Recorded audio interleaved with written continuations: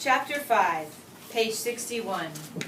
Up to that time, the war hadn't been very real. I mean, I knew what was going on because of the stories in the Connecticut Journal and from the tales we heard in the tavern, stories travelers would tell us about somebody being killed or suddenly coming across some fresh bodies in the fields. One man who stopped with us had been at the Battle of Lexington and had been wounded in the knee there. He walked with a limp, and he had the ball that wounded him on a string around his neck. And of course, Sam wasn't the only one from Reading who joined the militia. There were others.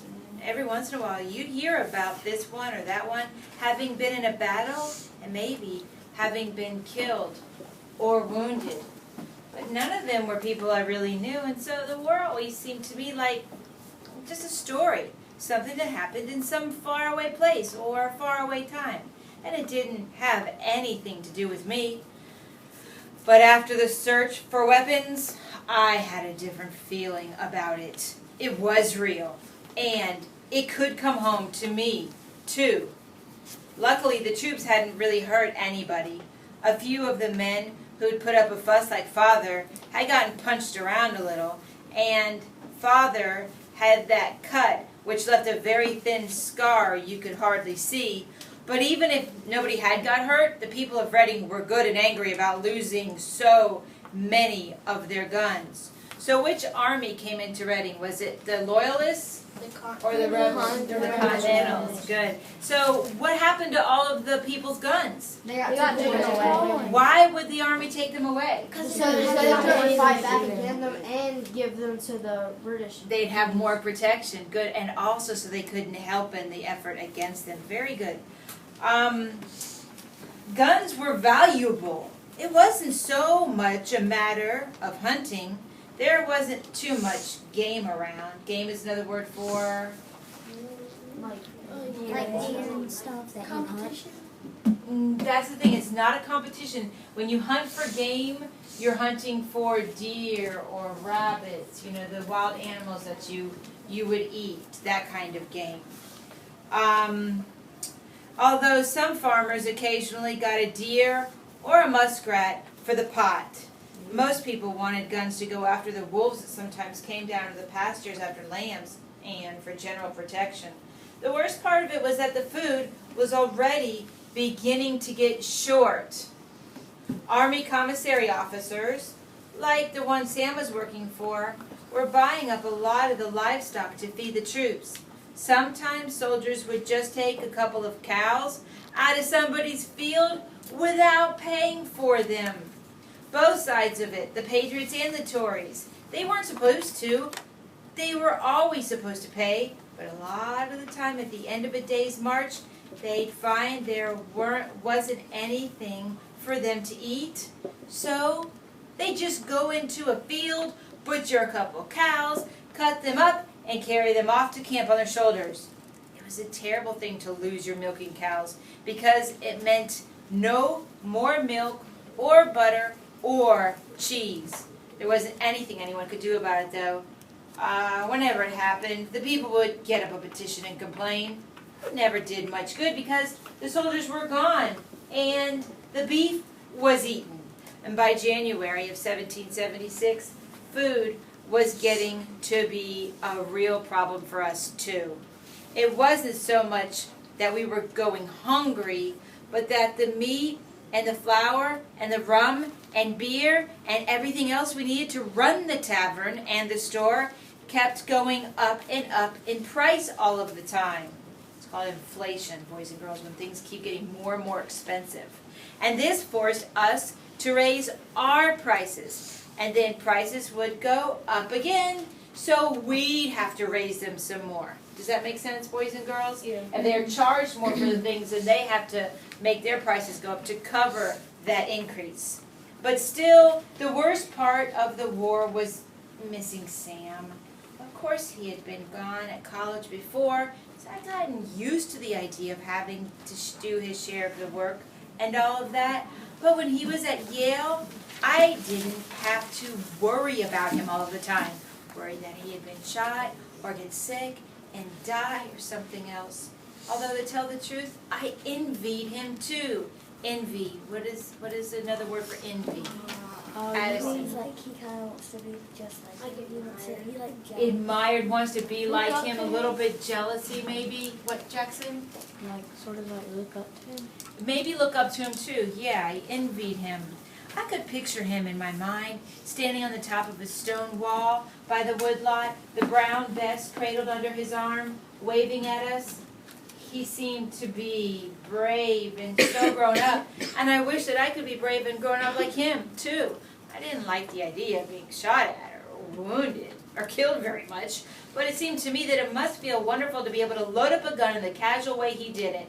I knew that to a younger brother, everything your older brother does seems wonderful. I remember being little and watching Sam milk old Prue and admiring him and thinking how clever he was. And then it got to be my turn to learn how to milk old Prue, and I found out there wasn't any glory in it. It was just hard work, and it made your hands ache. So I guess that being a soldier probably didn't have much glory to it either, but that was mostly just a lot of hard work. Still, I envied Sam, and I wish I were old enough to do something glorious too. So, time passed, and the war went on. And sometimes we'd read about Patriot victories, and other times about Tory victories. It all seemed confused. It was hard to tell who was really winning, partly because sometimes both sides claimed to have won the same battle. Father said, "The rebels are darn fools. How can they expect to beat the whole British army? They can win these skirmishes in the woods, but as soon as the British catch them in pitched battle, they'll be done for, and no good can come out of it but a lot of men dead." Sometimes Patriot militiamen would come through Reading, and usually officers would come into the tavern for a mug of beer, but they never bothered anybody. They just went away again. I'd stand at the door and watch them go, and I wondered, if I went for a soldier, which army would I join? Raise your hand. You think you'd be a patriot? Yeah. You think you'd be a loyalist? Yeah. Okay, so more think he'd be a patriot. The British had the best uniforms and the shiny new guns, but there was something exciting about the Patriots, being the underdogs and fighting off the mighty British Army. Why did the British have such fancy uniforms? Because they were an army of like a whole nation and a king. Yes. You good? So I was gonna say something. Oh. Like they serve their king, and their king gives them really good armor and stuff because they don't want their kingdom to fall. So they're the only line of defense and stuff. Right, and plus they have all of that money. The king charges all of the taxes, so he's got this wonderful defense. So it became spring, and one April morning in 1776, Mr. Heron came into the tavern with Tom Worps. There was a soft rain falling and a fire burning in the fireplace, and Father was rushing a chair seat, and I was helping him.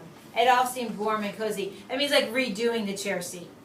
Like weaving, I think, and getting the place where your fanny sits back in order, like repairs to the Like chairs. at the restaurants.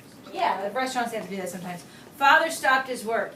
"Good morning, Mr. Heron," he said. Father was always polite to Mr. Heron. He'd been to Trinity College in Dublin. He was a surveyor. He'd been elected to the General Assembly at Hartford, but he'd been pushed out of it by the Patriots for being a Tory.